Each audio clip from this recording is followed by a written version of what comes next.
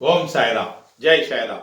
உலகெங்கிலும் இருக்கிற என்னுடைய சாய் சொந்தங்களுக்கு இவ்விதமான கூட்டு பிரார்த்தனைகளை வெற்றிகரமாக நிகழ்த்துவதற்கு என்னை பெற்ற பெற்றோருடைய வாழ்த்துக்களாலும் நான் வணங்குகின்ற எல்லா தெய்வங்களுடைய பிரதிநிதியாக இருக்கிற நம்முடைய சாய்நாதனுடைய பேரருளினாலும் உங்களுடைய பேராதரவினாலும் இத்தகைய பிரார்த்தனைகளை வெற்றிகரமாக நிகழ்த்த முயற்சி செய்கிறேன். இந்த முயற்சியிலே ஒரு படிக்கல்லாக அநேக சாய் சொந்தங்கள் நிறைய வேறு வேறு பிரச்சனையில் இருக்கிறாங்க.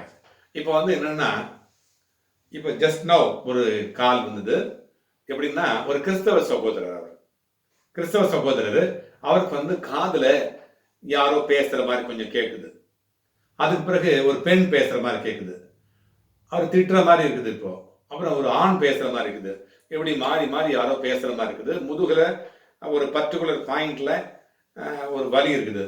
இந்த மாதிரி இன்னொரு அன்பர் என்ன சொல்றாருன்னா, எனக்கு என்னுடைய எனர்ஜி முழுக்க நான் எந்த ஊர்ல இருந்தாலும் எந்த நாட்டில் இருந்தாலும் யாரோ ஒருத்தர் அப்சர்வ் பண்ணி அவங்க எடுத்துக்கிறாங்க. நான் பேசுற எனர்ஜி, நான் நடக்கிறது, என்னுடைய சக்தி எல்லாத்தையுமே அவங்க எடுத்துக்கிறாங்க அப்படின்னு சொல்லிட்டு அந்த தம்பி சொல்றாரு.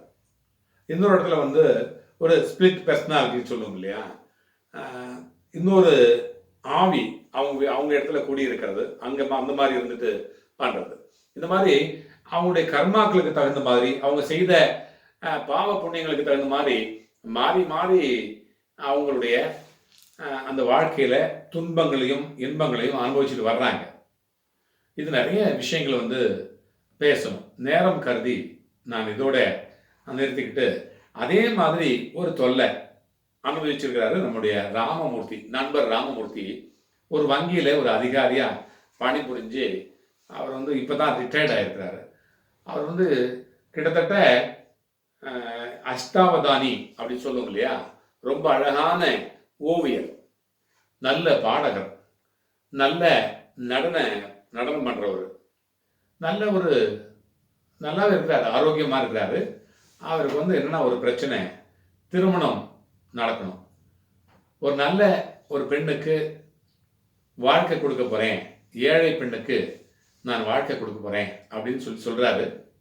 அவர் சொந்த வீடு இருக்குது, சொந்தமா அவருக்கு பேங்க்ல வேலை செய்யனால பென்ஷன் வருது, பேங்க் பேலன்ஸ் கூட இருக்குது, வீடு கிட்டத்தட்ட நல்ல ஒரு கோடிக்கணக்கில் போகக்கூடிய ஒரு சொத்து மதிப்பு இருக்குது.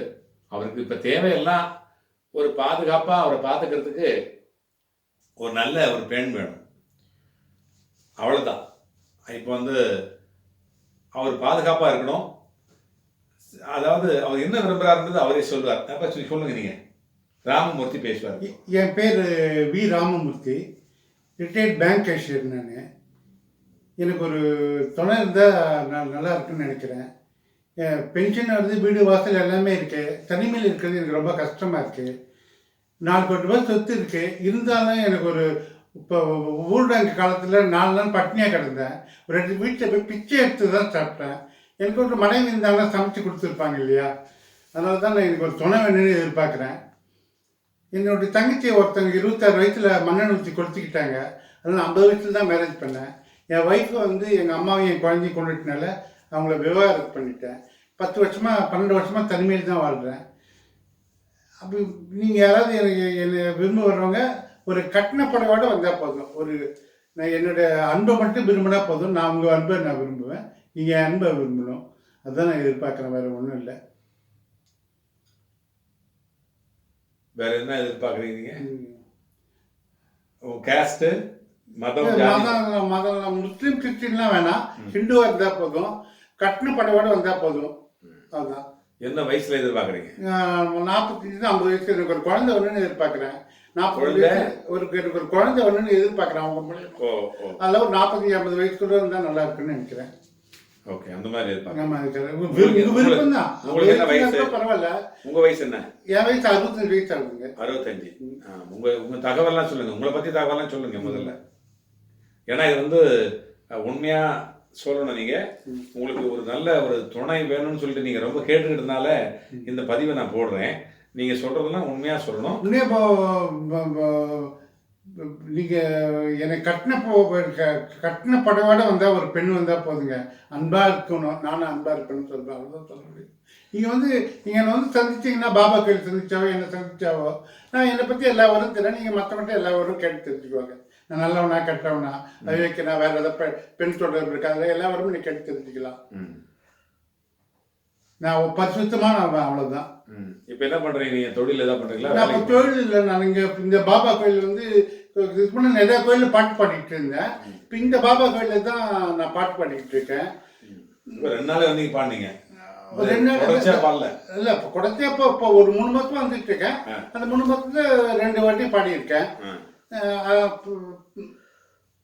கருணாமூர்த்தி தருவாய் கீர்த்தி பகவான் பாபா நீதானையா அருள் மாமழையே அடியார் புகழே உனையன்றி வேறு கதியேதையா. போதுமா? சரி, நல்லா பாடுறீங்க. நல்ல ஓவியம் வரைவீங்கன்னு பார்த்துருக்குறேன். நல்ல ஓவியம் வரைவீங்க. வேற என்ன திறமை உங்களுக்கு இருக்குது? நடனம் ஆடுவீங்க. நான் ஒரு அஸ்தம் தனியாக பிறந்தேன். ஒரு ஒரு வாட்டி மண்டை அடிப்பட்ட விட்டதுக்கு அப்புறம் அந்த 8 கலையை என்னால் பயன்படுத்தாமல் ஒரு பிரச்சனையில் இருக்கேன். அது ஒரு பேங்க்ல உடல் நோய் இருக்கா? உடல் எந்த உடல் இதில் என்ன ஒரு வங்கியில் கேஷியர் ஒர்க் பண்ணி ரிட்டையர் ஆகிடுச்சேன். சுகர் பிபி அதெல்லாம் இருக்கா? அதெல்லாம் இல்லைங்க. நல்லா இருக்கீங்க, ஆரோக்கியமாக இருக்கீங்க. இந்த படம் நீங்கள் இந்த படம் நான் வரைஞ்ச படங்க. சரி சரி, சந்தோஷம். வாழ்த்துக்கள். உங்களுக்கு நல்ல ஒரு துணை அமைய, நீங்கள் பாதுகாப்பாக இருக்க, உங்களுக்கு நல்ல அன்பு, அரவணைப்பு, சந்தோஷம் எல்லாமே எதிர்காலத்தில் கிடைக்கிறதுக்காக நான் வாழ்த்துறேன். உங்களுக்காக அப்பாட்ட ப்ரே பண்ணிக்கிறேன். வாழ்க்கை வளமுடன். ஜெய் ஷா. படிக்கிற பாபாவுக்கு நன்றி. ஜெய் ஷா. ஜெய் ஷா.